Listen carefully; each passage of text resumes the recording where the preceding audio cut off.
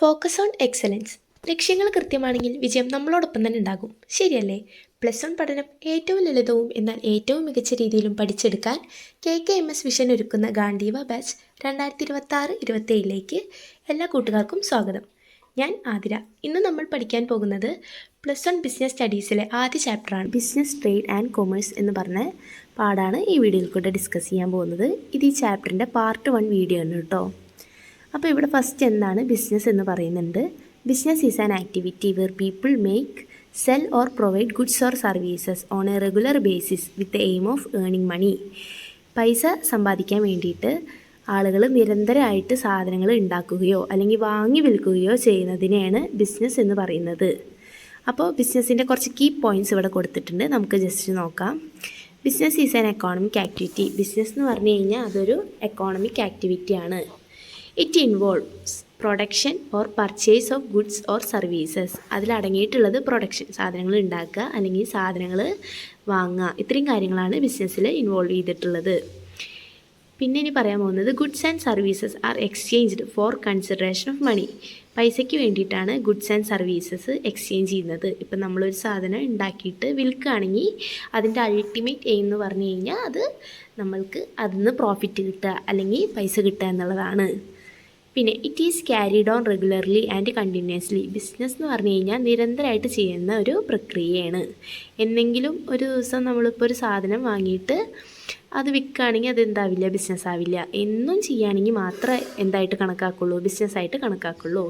It is undertaken with the aim of earning profit. Profit കിട്ടാൻ വേണ്ടിയിട്ടാണ് നമ്മൾ എന്ത് ചെയ്യുന്നത്, ബിസിനസ് ചെയ്യുന്നത്. ഇപ്പോൾ ഒരു കച്ചവടം തുടങ്ങിയിട്ട് അതിൽ നഷ്ടമാണെന്ന് അറിയുകയാണെങ്കിൽ നമ്മൾ ഇനി എന്ത് ചെയ്യില്ല, ബിസിനസ് ചെയ്യില്ല. അപ്പോൾ പൈസ ലക്ഷ്യം വെച്ചിട്ട് അല്ലെങ്കിൽ പ്രോഫിറ്റ് ഏൺ ചെയ്യാൻ വേണ്ടിയിട്ട് മാത്രമാണ് എന്ത് ചെയ്യുന്നത്, ബിസിനസ് ചെയ്യുന്നത്. ഇനി പറയാൻ പോകുന്നത് ട്രേഡാണ്. Trade refers to the activity of buying and selling of goods. സാധനങ്ങൾ വാങ്ങി വിൽക്കുന്നതിനെയാണ് ട്രേഡ് അല്ലെങ്കിൽ വ്യാപാരം എന്ന് പറയുന്നത്. അപ്പോൾ ടൈപ്സ് ഓഫ് ട്രേഡ്, 2 ട്രേഡ് ഉണ്ട്, ഇൻറ്റേർണൽ ട്രേഡും എക്സ്റ്റേണൽ ട്രേഡും. ഇൻറ്റേർണൽ ട്രേഡ് എന്ന് വെച്ച് കഴിഞ്ഞാൽ രാജ്യത്തിൻ്റെ അകത്ത് നമ്മൾ സാധനങ്ങൾ വാങ്ങുക വിൽക്കുകയൊക്കെ ആണെങ്കിൽ അത് ഇൻറ്റേർണൽ ട്രേഡ്. ഇനി രാജ്യത്തിന് പുറത്ത് നമ്മൾ വ്യാപാരം ചെയ്യുകയാണെങ്കിൽ അത് എക്സ്റ്റേണൽ ട്രേഡുമാണ്. പിന്നെ പറയാൻ പോകുന്നത് കൊമേഴ്സാണ്. Commerce include trade and also help in the smooth running of business. അപ്പോൾ കൊമേഴ്സ് എന്ന് പറയുന്നത് വ്യാപാരം കൂടാണ്ട് നമ്മളുടെ ബിസിനസ്സിന് സ്മൂത്തായിട്ട് റൺ ചെയ്യാൻ സഹായിക്കുന്ന ബാക്കി കാര്യങ്ങളെയാണ് കൊമേഴ്സ് എന്ന് പറയുന്നത്. അതിൽ ഇൻക്ലൂഡ് ചെയ്തിട്ടുള്ളത് ബൈയിങ് ആൻഡ് സെല്ലിങ്, സാധനങ്ങൾ വാങ്ങുക വിൽക്കുക, പിന്നെ transportation, storage, banking and insurance, advertisement, ഇത്രയും കാര്യങ്ങളാണ് കൊമേഴ്സിൽ ഇൻക്ലൂഡ് ചെയ്തിട്ടുള്ളത്. ജസ്റ്റ് ഒന്ന് നോട്ട് ചെയ്യാം കേട്ടോ. ഇനി പറയാൻ പോകുന്നത് different between trade and commerce. Trade പറഞ്ഞു കഴിഞ്ഞാൽ it is limited to buying and selling of goods. സാധനങ്ങൾ വാങ്ങുക വിൽക്കുക, അത്രയും കാര്യങ്ങൾ മാത്രമാണെങ്കിൽ അത് ട്രേഡാണ്. ഇനി കൊമേഴ്സ് എന്ന് പറഞ്ഞു കഴിഞ്ഞാൽ it include trade as well as other activities. ട്രേഡും പിന്നെ ട്രേഡിനെ സഹായിക്കുന്ന ബാക്കി കാര്യങ്ങളൊക്കെ ഇൻവോൾവ് ചെയ്യുകയാണെങ്കിൽ അല്ലെങ്കിൽ അടങ്ങിയിട്ടുണ്ടെങ്കിൽ അതെന്താണ്, കൊമേഴ്സാണ്. ഇനി ട്രേഡ് എന്ന് പറഞ്ഞു കഴിഞ്ഞാൽ it is a part of commerce. കൊമേഴ്സിൻ്റെ ഒരു ചെറിയൊരു ഭാഗമാണ്. കൊമേഴ്സ് എന്ന് പറഞ്ഞു കഴിഞ്ഞാലോ it is the broader in scope എന്ന് വെച്ചാൽ അതൊരു വൈഡ് സ്കോപ്പാണ്. ഈ കൊമേഴ്സിൻ്റെ ഒരു ഭാഗമാണ് ട്രേഡ് എന്ന് പറഞ്ഞു കഴിഞ്ഞാൽ. ഈ കൊമേഴ്സ് എന്ന് പറഞ്ഞു കഴിഞ്ഞാൽ മൊത്തത്തിൽ പറയുന്നതിനെയാണ് കേട്ടോ. ഇനി ട്രേഡിൻ്റെ എക്സാമ്പിളാണ് ഹോൾസെയിലർ, റീറ്റെയിലർ, അങ്ങനത്തെ സംഭവങ്ങളാണ് ട്രേഡിൻ്റെ എക്സാമ്പിൾ. കൊമേഴ്സിൻ്റെ എക്സാമ്പിൾ വരുന്നത് ട്രാൻസ്പോർട്ട്, ബാങ്കിങ്, ഇൻഷുറൻസ്, മുന്നേ പറഞ്ഞില്ലേ അത്രയും കാര്യങ്ങളാണ് ഇതിൻ്റെ എക്സാമ്പിൾ വരുന്നത്. അപ്പോൾ ഇതൊന്ന് ജസ്റ്റ് നോട്ട് ചെയ്യാം കേട്ടോ. അപ്പോൾ ഇനി അടുത്ത ടോപ്പിക്കിലേക്ക് കടക്കാം, ക്യാരക്ടറിസ്റ്റിക്സ് ഓഫ് ബിസിനസ്. അപ്പോൾ first one an economic activity. അപ്പോൾ നമുക്കതിലേക്ക് കടക്കാം. Business is an economic activity because it is related to production, distribution and consumption of goods and services. It create utility and satisfy human wants. എന്ന് വെച്ച് കഴിഞ്ഞാൽ സാധനങ്ങൾ ഉൽപ്പാദിപ്പിക്കുകയോ അല്ലെങ്കിൽ വിൽക്കുകയോ ചെയ്യുന്ന ആൾക്കാരുടെ ആവശ്യങ്ങൾ നിറവേറ്റി കൊടുക്കുന്നു എന്നതാണ് business is an economic activity എന്നതിലൂടെ ഉദ്ദേശിക്കുന്നത്. എന്ന് വെച്ചാൽ ബിസിനസ് ഒരു സാമ്പത്തിക പ്രവർത്തനമാണ്. ഇനി രണ്ടാമത്തെ production or procurement of goods and services. Business involves production of goods or procurement of goods and services. It may also involve adding value to goods and services. എന്ന് വെച്ചാൽ സാധനങ്ങൾ ഉണ്ടാക്കുകയോ അല്ലെങ്കിൽ മറ്റുള്ളവരിൽ നിന്ന് വാങ്ങുകയോ ചെയ്യുന്നു എന്നതാണ് രണ്ടാമത്തെ പോയിൻറ്റിൻ്റെ അർത്ഥം. ഇനി മൂന്നാമത്തെ Sale or exchange of goods and services. Business involves sale or exchange of goods and services. It creates place, time and position utility. നമ്മളിപ്പോൾ ഒരു സാധനം ഉണ്ടാക്കുകയാണെങ്കിൽ അത് നമ്മൾ ഇപ്പോൾ ഒരു ബിസ്ക്കറ്റ് ഉണ്ടാക്കി, അത് ഞാൻ തന്നെ ഉണ്ടാക്കിയിട്ട് ഞാൻ തിന്നുകയാണെങ്കിൽ അതൊരിക്കലും എന്തല്ല, ബിസിനസ്സല്ല. നമ്മൾ എന്ത് ചെയ്യണം, അത് എക്സ്ചേഞ്ച് ചെയ്യണം. എന്തിനു വേണ്ടിയിട്ട്? നമുക്ക് മണി ഏൺ ചെയ്യാൻ വേണ്ടിയിട്ട് നമ്മളത് എക്സ്ചേഞ്ച് ചെയ്യണം. അങ്ങനെയാണെങ്കിൽ മാത്രമേ അത് എന്താവുള്ളൂ, ബിസിനസ് ആവുള്ളൂ. നമ്മൾ നമുക്ക് വേണ്ടി ഉണ്ടാക്കി കഴിഞ്ഞാൽ അതൊരിക്കലും ബിസിനസ്സല്ല, അതെന്ത് ചെയ്യണം, എക്സ്ചേഞ്ച് ചെയ്യണം. ഇനി നാലാമത്തെ, dealings in goods and services on a regular basis. Business activity are carried on regularly and continuously. It is not a one time activity. എന്ന് വെച്ചാൽ ബിസിനസ് പറഞ്ഞു കഴിഞ്ഞാൽ അത് കണ്ടിന്യൂസ് ആയിട്ട് ചെയ്യേണ്ട ഒരു കാര്യമാണ്. ഒരു വട്ടം ചെയ്തു വെച്ചിട്ട് അത് എന്താവില്ല, ബിസിനസ് ആവില്ല. ഒരു ബിസിനസ് പറയുകയാണെങ്കിൽ അത് നമ്മൾ കണ്ടിന്യൂസ് ആയിട്ട് ചെയ്യണം. ഇതിപ്പോൾ നമ്മൾ ഒരു സാധനം ഇപ്പോൾ ഇന്നൊരു സാധനം നമ്മൾ വിറ്റു, അതൊരിക്കലും എന്താവില്ല, ബിസിനസ് ആവില്ല. അത് എന്നും വിൽക്കുകയാണെങ്കിൽ മാത്രമേ എന്താവുള്ളൂ, ബിസിനസ്സായി ട്രീറ്റ് ചെയ്യുള്ളൂ. ഇനി profit ഏണിങ്. The main object of a business is to earn profit. Profit is the reward for the risk and effort of the entrepreneur. ബിസിനസ്സിൻ്റെ മെയിൻ ലക്ഷ്യം എന്ന് പറഞ്ഞു കഴിഞ്ഞാൽ പ്രോഫിറ്റ് ഉണ്ടാക്കുകയാണ്. ഈ പ്രോഫിറ്റാണ് നമ്മൾ ചെയ്ത ഈ റിസ്ക് എന്നൊക്കെ എന്താ പറയുക, നമ്മളിപ്പോൾ കുറേ റിസ്ക് എടുക്കുന്നുണ്ട് എന്ന് വിചാരിക്കുക. ഒരു ബിസിനസ് നടത്താൻ വേണ്ടിയിട്ട് നമ്മൾ റിസ്ക്കൊക്കെ ചെയ്യുന്നുണ്ടെങ്കിൽ അത് എന്ത് ലക്ഷ്യം വെച്ചിട്ടാണ്, നമുക്ക് പ്രോഫിറ്റ് കിട്ടും എന്നുള്ളൊരു ലക്ഷ്യം വെച്ചിട്ടാണ് നമ്മൾ ആ റിസ്ക്കൊക്കെ ഏറ്റെടുക്കാൻ തയ്യാറാവുന്നത്. കാരണം പ്രോഫിറ്റ് കിട്ടില്ല, നമുക്കിത് നഷ്ടക്കച്ചവടമാണെന്നുണ്ടെങ്കിൽ നമ്മൾ എന്തായാലും ആ ബിസിനസ് ചെയ്യില്ലല്ലോ. ഇനി uncertainty of return. There is no certainty of return in business. Profit may be high, normal, low or even zero. എന്ന് വെച്ചാൽ നമുക്ക് എന്താണ് കിട്ടുക എന്ന് നമുക്ക് കറക്റ്റായിട്ട് പറയാൻ പറ്റില്ല. ചിലപ്പോൾ നമുക്ക് ലാഭമായിരിക്കാം, ചിലപ്പോൾ നഷ്ടമായിരിക്കാം, ചിലപ്പോൾ മീഡിയം ആയിരിക്കുക. അപ്പോൾ നമുക്ക് എന്താണ് ഈ ബിസിനസ് ചെയ്താൽ കിട്ടുക, ലാഭമാണോ നഷ്ടമാണോ അതോ ഒന്നും കിട്ടാണ്ടിരിക്കുകയോ ഉള്ളത് നമുക്കറിയാൻ കഴിയില്ല എന്നാണ് പറയുന്നത്. ഏഴാമത്തെ, element of risk. Business involves risk of loss of capital, changes in market, competition, government policy, natural calamities etcetera are some examples of risk. എന്ന് വെച്ചാൽ ബിസിനസ് ആയതുകൊണ്ട് എപ്പോൾ വേണേലും റിസ്ക് വരാം. അപ്പോൾ റിസ്ക് വരാനുള്ള കാരണങ്ങളാണ് നാച്ചുറൽ കലാമിറ്റീസ്, പിന്നെ competition, change in market techniques, പിന്നെ ഗവൺമെൻറ് പോളിസി. ഇതൊക്കെയാണ് റിസ്ക് വരാനുള്ള കാരണം. എന്ന് വെച്ച് കഴിഞ്ഞാൽ നാച്ചുറൽ കലാമിറ്റീസ് നേച്ചറായിട്ട് ബന്ധപ്പെട്ടിട്ട് എന്തെങ്കിലും സംഭവം ഉണ്ടായിക്കഴിഞ്ഞാൽ, ഇപ്പോൾ വല്ല ഡിസീസൊക്കെ വന്നു കഴിഞ്ഞാൽ ചിലപ്പോൾ നമ്മളുടെ ബിസിനസ് ഇപ്പോൾ അതുമായിട്ട് റിലേറ്റ് ചെയ്തിട്ടാണെങ്കിൽ ചിലപ്പോൾ നഷ്ടം ഉണ്ടാവാം. ചിലപ്പോൾ വേറെ വല്ല കമ്പനി നമ്മളെക്കാൾ നന്നായിട്ട് പെർഫോം ചെയ്യണമെങ്കിൽ അപ്പോൾ നമുക്ക് നഷ്ടം ഉണ്ടാവാം. പിന്നെ മാർക്കറ്റ് സ്ട്രാറ്റജി അല്ലെങ്കിൽ മാർക്കറ്റ് ടെക്നിക്സ് ഒക്കെ മാറുകയാണെങ്കിൽ നമുക്ക് റിസ്ക് ഉണ്ടാവും. പിന്നെ ഗവൺമെൻറ്റിൻ്റെ പോളിസിയൊക്കെ മാറുകയാണെങ്കിൽ നമുക്ക് എന്തുണ്ടാവാം, റിസ്ക് ഉണ്ടാവാം. അപ്പോൾ ഇതൊക്കെയാണ് ക്യാരക്ടറിസ്റ്റിക്സ് ഓഫ് ബിസിനസ്. ഇനി അടുത്ത ടോപ്പിക്ക് കിടക്കാം. Classification of business activity. Business രണ്ടായിട്ട് തരംതിരിച്ചിട്ടുണ്ട്, ഒന്ന് ഇൻഡസ്ട്രി, ഒന്ന് കൊമേഴ്സും. അപ്പോൾ industry refers to the business activity related to the production or extraction of goods and services.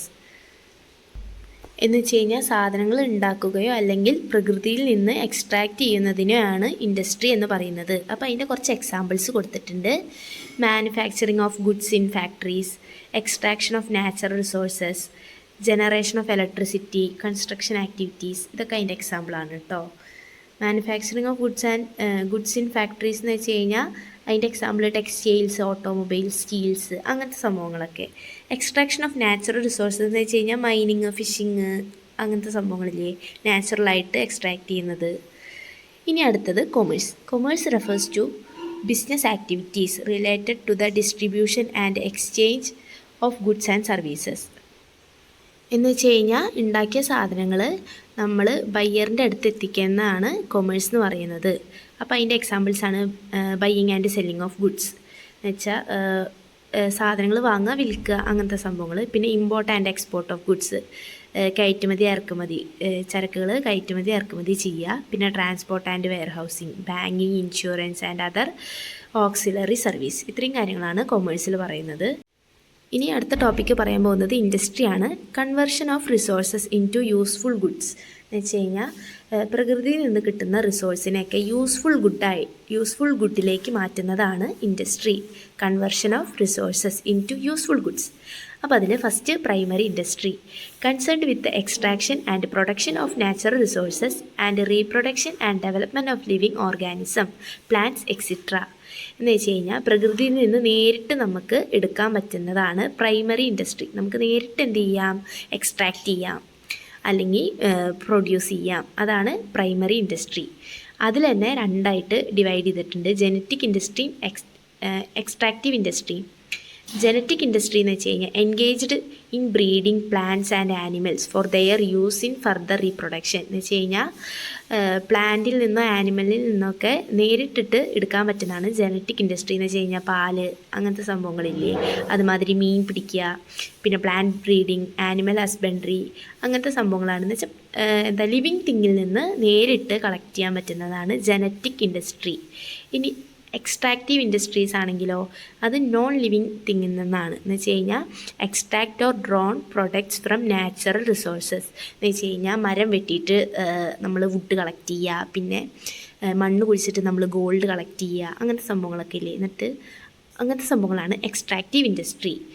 Mining, quarrying, fishing, logging, petroleum extraction, അത്രയും സംഭവങ്ങളാണ് ഇതിൽ എക്സ്ട്രാക്റ്റീവ് ഇൻഡസ്ട്രിയിൽ പഠിക്കാനുള്ളത്. ഇനി നെക്സ്റ്റ് ടോപ്പിക്കാണ് secondary industry. These are concerned with using material which have already been extracted at the primary state. എന്ന് വെച്ച് കഴിഞ്ഞാൽ പ്രൈമറി ഇൻഡസ്ട്രിയിൽ നിന്ന് എക്സ്ട്രാക്ട് ചെയ്തെടുത്ത റോ മെറ്റീരിയൽസ് വെച്ച് ഫിനിഷ്ഡ് ഗുഡ്സ് ഉണ്ടാക്കുകയാണെങ്കിൽ അതാണ് സെക്കൻഡറി ഇൻഡസ്ട്രി. അപ്പോൾ നമ്മളിപ്പോൾ ഗോൾഡ് മൈൻ ചെയ്തെടുത്തു, ആ ഗോൾഡ് വെച്ച് നമ്മൾ മാല, വള, കമ്മലോ അങ്ങനെ എന്തെങ്കിലുമൊക്കെ ഉണ്ടാക്കുകയാണെങ്കിൽ അത് സെക്കൻഡറി ഇൻഡസ്ട്രിയാണ്. അപ്പോൾ അത് രണ്ടായിട്ട് ഡിവൈഡ് ചെയ്തിട്ടുണ്ട്, മാനുഫാക്ചറിങ് ഇൻഡസ്ട്രീസും കൺസ്ട്രക്ഷൻ ഇൻഡസ്ട്രീസും. മാനുഫാക്ചറിങ് ഇൻഡസ്ട്രീസ് എന്ന് വെച്ച് കഴിഞ്ഞാൽ involve in the processing of raw materials into finished or semi finished goods in factories with the help of machine. മെഷീൻ്റെ സഹായത്തോടെ ഫാക്ടറിയിൽ വെച്ചിട്ട് നമ്മൾ റോ മെറ്റീരിയൽസ് ഫിനിഷ്ഡ് ഗുഡ്സ് ആയിട്ട് കൺവേർട്ട് ചെയ്യുന്ന ഒരു പ്രോസസ്സിനെയാണ് മാനുഫാക്ചറിങ് ഇൻഡസ്ട്രീസ് എന്ന് പറയുക. Example textiles industry, iron and steel industry, automobile industry, food processing industry, cement industries, അങ്ങനത്തെ ഇൻഡസ്ട്രീസാണ് അതിൽ എക്സാമ്പിളായിട്ട് വരുന്നത്. കൺസ്ട്രക്ഷൻ ഇൻഡസ്ട്രീസ് എന്ന് വെച്ച് കഴിഞ്ഞാൽ involve in the construction of buildings, dams, bridge, road and other infrastructure facility. Dam, bridge, road അങ്ങനത്തെ കാര്യങ്ങളൊക്കെ പണിയാണെങ്കിൽ അങ്ങനത്തെ ഇൻഡസ്ട്രീസിനെയാണ് കൺസ്ട്രക്ഷൻ ഇൻഡസ്ട്രീസ് എന്ന് പറയുക. എക്സാമ്പിൾ കൊടുത്തിട്ടുണ്ട്, construction of buildings, construction of dams, construction of bridge, construction of road, ഇത്രയും കാര്യങ്ങളാണ് എക്സാമ്പിളായിട്ട് കൊടുത്തിട്ടുള്ളത്. ഇനി മാനുഫാക്ചറിങ് ഇൻഡസ്ട്രീസ് ആണ് അടുത്ത topic. Manufacturing industries are engaged in producing goods through processing of raw material.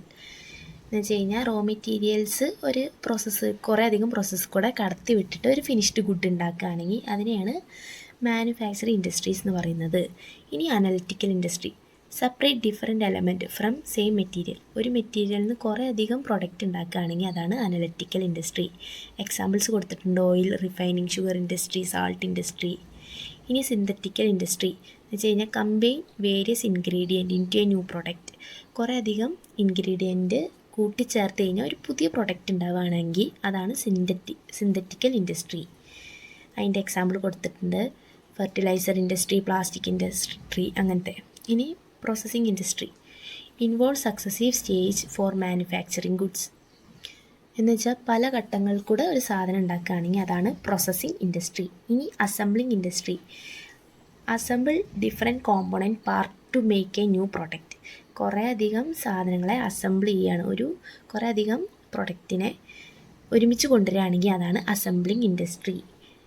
ഇതിൻ്റെയൊക്കെ എക്സാമ്പിൾ നോക്കാം കേട്ടോ, electrical appliances, furniture, watches and clock, ഇതൊക്കെയാണ് അസംബ്ലിംഗ് ഇൻഡസ്ട്രിയുടെ എക്സാമ്പിൾസ് വരുന്നത്. ഇനി ടെറിട്ടറി ഇൻഡസ്ട്രീസിനെ പറ്റിയിട്ടാണ് പറയാൻ പോകുന്നത്. Tertiary industries are concerned with providing support service to primary and secondary industries as well as activity related to trade. വ്യാപാരമായിട്ട് ബന്ധപ്പെട്ടിട്ടുള്ള ആക്ടിവിറ്റിക്ക് വേണ്ടിയിട്ട് പ്രൈമറി ഇൻഡസ്ട്രിക്കും സെക്കൻഡറി ഇൻഡസ്ട്രിക്കും ഒരു സപ്പോർട്ട് സർവീസ് പ്രൊവൈഡ് ചെയ്യുകയാണെങ്കിൽ അങ്ങനത്തെ ഇൻഡസ്ട്രീസിനെയാണ് ടെറിട്ടറി ഇൻഡസ്ട്രി എന്ന് പറയുന്നത്. അപ്പോൾ എങ്ങനത്തെ സപ്പോർട്ടാണ് കൊടുക്കുക നമുക്ക് നോക്കി നോക്കാം. ഇപ്പോൾ നമുക്ക് ഫിനാൻഷ്യലി എന്തെങ്കിലും ആവശ്യമുണ്ടെങ്കിൽ അതവർ നമുക്ക് എന്ത് ചെയ്യും, സപ്പോർട്ട് ചെയ്ത് തരും. ഇനിയിപ്പോൾ ട്രാൻസ്പോർട്ടായിട്ട് വല്ല ആവശ്യമുണ്ടെങ്കിൽ അതവർ നമുക്ക് ചെയ്തു തരും. ഇനിയിപ്പോൾ ഹെൽത്തായിട്ട് ആവശ്യമുണ്ടെങ്കിൽ അത് ചെയ്തു തരും. പിന്നെ എഡ്യൂക്കേഷനായിട്ട് വല്ല ആവശ്യമുണ്ടെങ്കിൽ അതവർ ചെയ്തു തരും, എഡ്യൂക്കേഷൻ പ്രൊവൈഡ് ചെയ്യും. പിന്നെ നമുക്ക് ഫുഡ്, ടൂറിസം അങ്ങനത്തെ സംഭവങ്ങളിൽ വല്ല ആവശ്യമുണ്ടെങ്കിൽ അതും അവർ ചെയ്തു തരുന്നതായിരിക്കും. അപ്പോൾ പ്രൈമറി ഇൻഡസ്ട്രിക്കും സെക്കൻഡറി ഇൻഡസ്ട്രിക്കും ഈ പറഞ്ഞ സപ്പോർട്ട്സൊക്കെ ആര് ചെയ്തു കൊടുക്കും? ടെറിട്ടറി ഇൻഡസ്ട്രി ചെയ്ത് കൊടുക്കുന്നുണ്ട്. അപ്പോൾ ഇതിൽ കുറച്ച് എക്സാമ്പിൾ ജസ്റ്റ് ഒന്ന് നോട്ട് ചെയ്യുക. Wholesale and retail trade, transport, banking and insurance, education, health care, tourism and hospitality. ഇത്രയും സപ്പോർട്ട് സർവീസാണ് അവർ പ്രൊവൈഡ് ചെയ്യുന്നത്. ആർക്ക് വേണ്ടിയിട്ട്? പ്രൈമറി ഇൻഡസ്ട്രിക്കും സെക്കൻഡറി ഇൻഡസ്ട്രിക്കും വേണ്ടിയിട്ട്. ഇത് ജസ്റ്റ് ഒന്ന് നോട്ട് ചെയ്താൽ മതി കേട്ടോ ഈ എക്സാമ്പിൾ. അപ്പോൾ ഇത്രയും ടോപ്പിക്സാണ് ഈ വീഡിയോയിൽ കൂടെ ഒന്ന് ഡിസ്കസ് ചെയ്തത്. അപ്പോൾ വീഡിയോ ഇഷ്ടപ്പെട്ട് കഴിഞ്ഞാൽ ലൈക്ക് ചെയ്യുക, ഷെയർ ചെയ്യുക, സബ്സ്ക്രൈബ് ചെയ്യുക. എന്തെങ്കിലും ഡൗട്ട് ഉണ്ടെങ്കിൽ കമൻറ്റ് വഴിയോ അല്ലെങ്കിൽ വാട്സപ്പ് ഗ്രൂപ്പിൽ ജോയിൻ ചെയ്തോ ചോദിക്കാവുന്നതാണ്. Thank you for watching.